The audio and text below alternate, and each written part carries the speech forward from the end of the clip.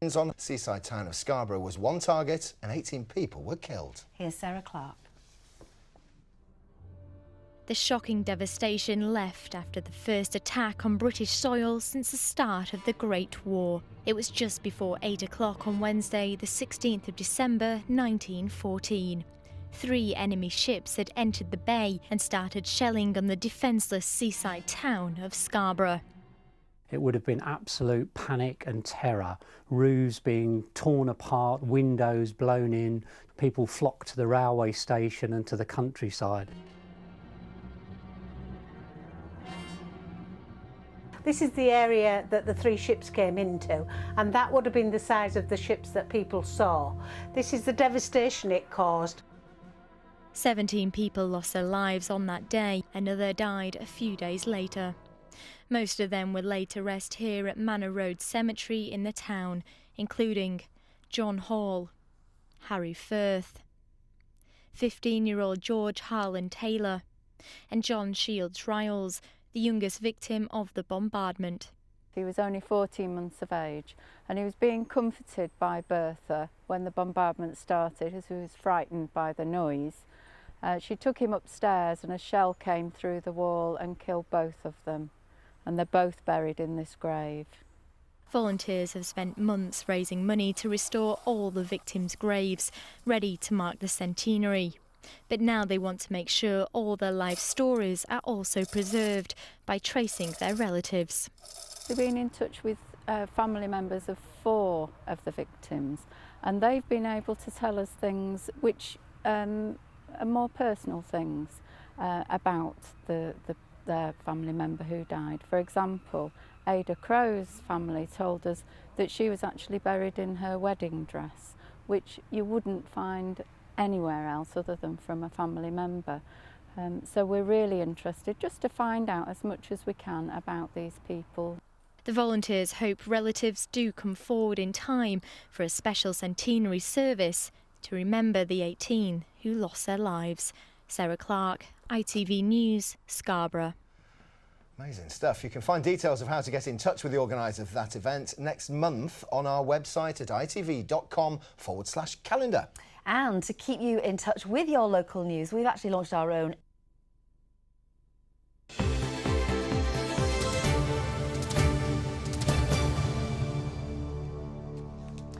But first tonight, 2 poignant tributes that have been paid in 2 towns on the Yorkshire coast to mark 100 years to the day since the horrors of the Great War were first brought to British shores.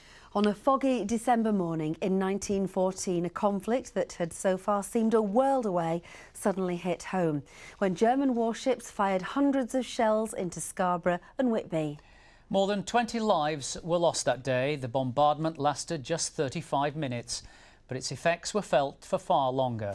Well, John Hill has spent the day in Scarborough, where services have been held from first light this morning as hundreds came together to remember one of the East Coast's darkest days. John. Christine, we are high above Scarborough on a breezy evening. As you can see, the sweep of the South Bay picked out the lights there behind me, and the reason we're so high, if you come this way, is that we're here at Scarborough Castle. You can see the keep illuminated, and also there's a commemorative poppy picked out on the keep walls. Now, 100 years ago, Britain and Germany had been at war for just 4 months. Scarborough looked and felt like a place at peace, but on the morning of December the 16th, 1914, death came from the sea as explosive shells rained down here in Scarborough from German battle cruisers which had slipped into the bay here. In total, they killed 150 people in Scarborough, Whitby and Hartlepool. 500 people were maimed. Today, those events were remembered, as Johnny Blair reports. In the biting wind of a winter morning, a mile at sea, a rare sight. Scarborough is a harbour town, and this a fitting tribute to its own. The flotilla followed the route of the German destroyers and marked the moment of mass destruction with quiet reflection. It seemed the appropriate thing to do. And I had a word with the council and they were thinking of having the lifeboat out, and it grew some more and had a quiet word around the harbour and everybody wanted to join in. Shells fired a century ago have echoed through the generations. Well, everyone in Scarborough knows about it and obviously have grown up through it. And obviously it's very important to the town and community and for the poor souls that lost their lives.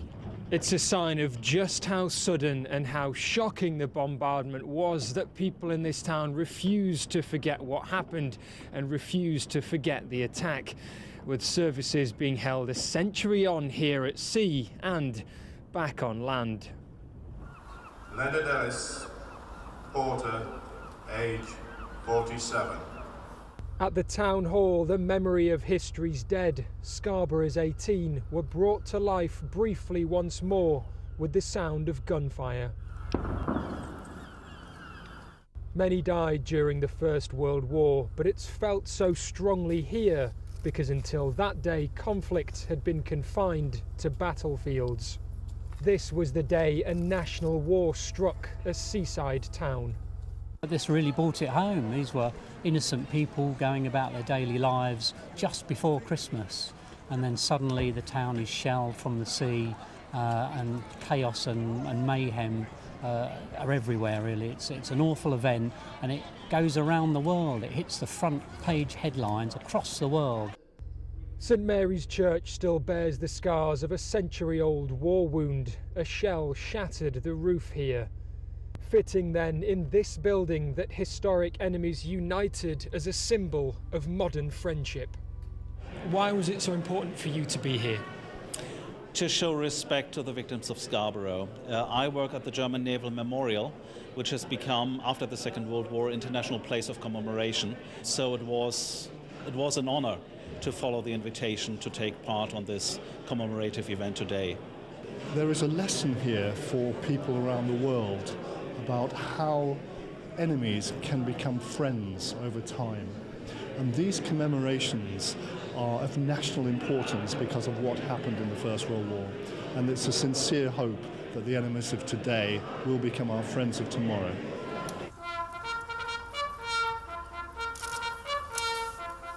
December the 16th lives on in Scarborough along with the memory of those who died. For them, the last post plays on. Johnny Blair, ITV News. Nice and quiet, please. Johnny Blair reporting. Well, it wasn't just Scarborough that was hit, but also up the coast at Hartlepool and Whitby. Certainly the papers and the War Office characterised it as a massacre of the innocents. So just who were those who perished? A horse-drawn carriage makes its way through the cemetery in Whitby.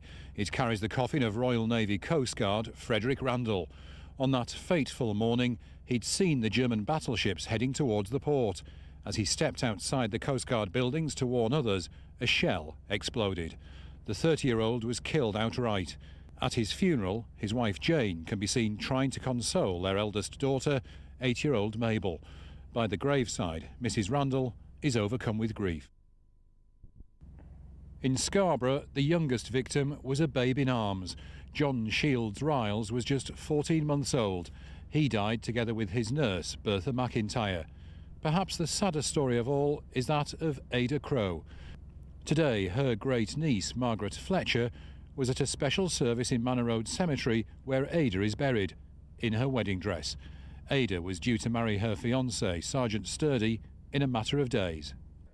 Her fiancé arrived by train, probably a day or two before, and was told then that she'd been killed. I think at the time it would affect Scarborough very, very much. But it's nice to have a day like today, you know, to remember them. 40 years ago, some of the survivors of the attack spoke to Calendar. I stooped down to get a ladle of meal to give to the chickens, and the ground seemed to lift to meet me. And with that, of course, I just stood up and looked straight out to sea. I saw a battle cruiser, 2 funnels, steaming towards Scarborough. And a terrific flash, gun flash again, from in front of this ship and this ship.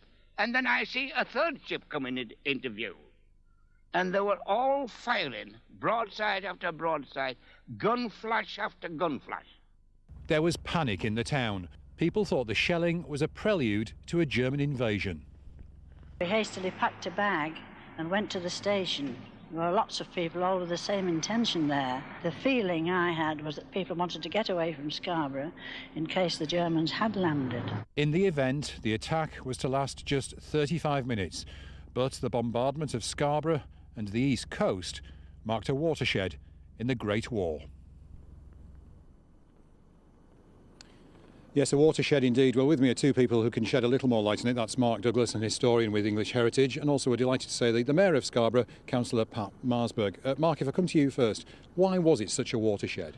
I think it's basically because it was so unexpected. Nobody expected anything like this to happen in the First World War. At this point, like you said, it was 4 months into the war. It was happening a long way away, and it was going to be over by Christmas. Suddenly, we've got German warships off the coast here, killing innocent people in their beds. And he's had this extraordinary effect. We've got the poster, which I think we can show a picture of, Remember Scarborough. And this was a great fillip to the nation, a kind of recruitment campaign, enlistment campaign. Explain that. Well, yeah, I mean, the very idea, they were called baby killers. It was a whole very emotive subject, and of course it would obviously, it would steel people's resolve to fight back, and of course the recruitment campaign was really was based upon it. But it was the attitude towards this sort of thing across not just Britain but across the world as well.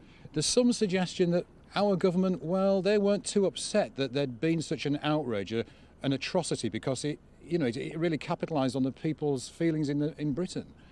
I wouldn't lay too much stress on that. I mean, obviously, like they say, any publicity is good publicity. But I mean, I think it'd be going a bit too far to suggest that the government was really sort of quite happy with this. But I mean, yeah, they're going to make everything out of it they could. And sadly, the German fleet slips away. They'd waited for them. The Royal Navy had waited for them, in the middle of the North Sea, but they got away. Yeah, they got away. I mean, it was a very tactical piece of seamanship. It's got to be admitted.